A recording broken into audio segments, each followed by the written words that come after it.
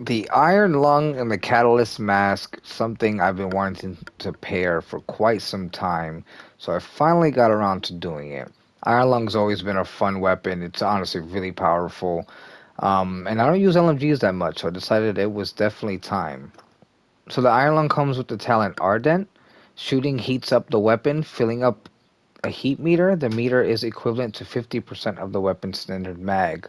When the meter is full, rounds shot by the weapon ignite enemies, so they catch fire and they catch a status effect, which is pretty awesome because that comes with a nice pair of the Catalyst Mask. As you can see, the Iron Lung I have here is rolled with damage to armor on the attribute, kind of ideally what you want to do since it already has damage to targets out of cover on the core. I do have this at expertise 15.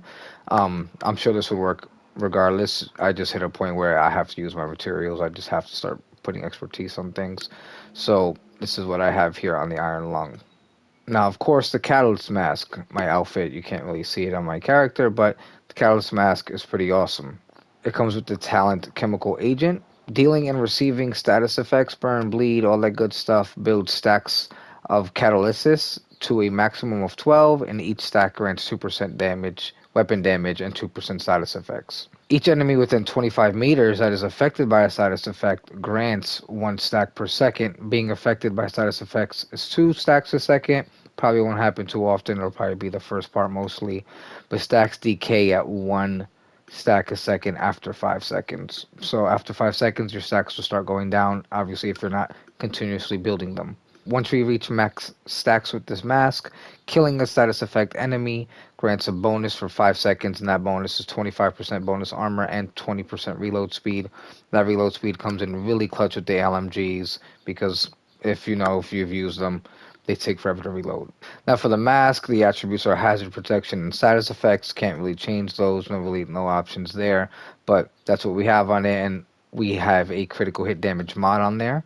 Now the next part I thought is what do I compare this with this weapon and this mask, and I had a comment in the last video that said ongoing directive is for LMGs, and then of course with the two that I was using, the mask and the LMG, it just made perfect sense to use ongoing directive. So of course we get 15% status effects on there, 30% reload speed, which like I said comes in clutch with the LMGs.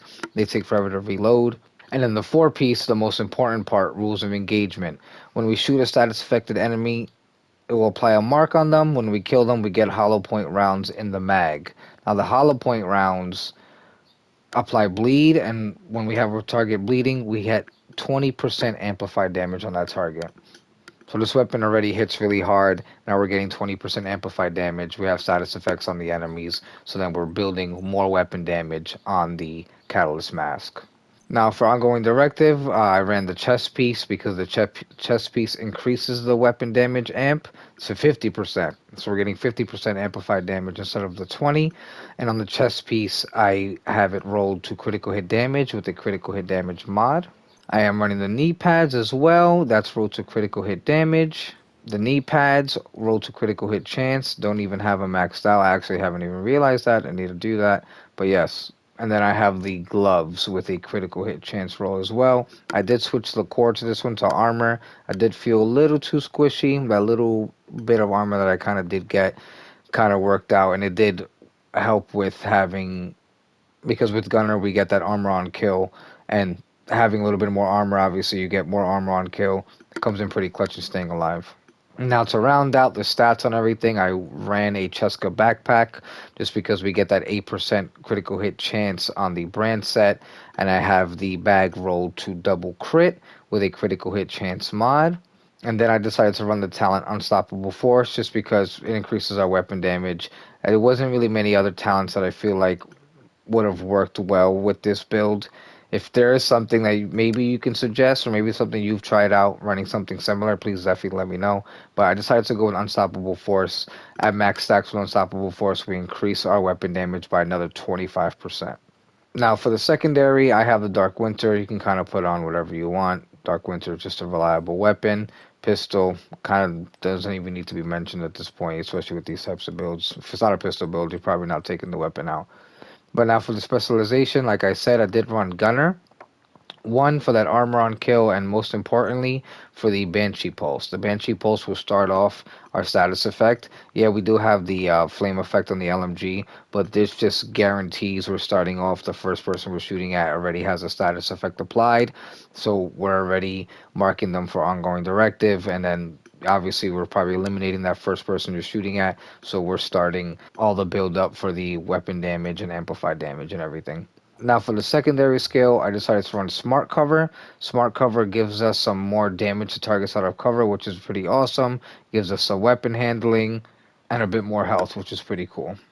Let's run over to the stats so you can see how we're doing here. We have 56% critical hit chance on it, 125% critical hit damage. Pretty awesome, pretty decent stats. Amplified damage on top of that with ongoing directive. This build is super fun. It hits super hard. I definitely recommend trying something similar out. But there you have it. Let me know what you guys think. What are you guys running with the Catalyst Mask? What are you guys running with the Iron Lung? Comment down below. Like the video if you like the build. I'm going to leave you all with some gameplay. And I will see you all on the next one.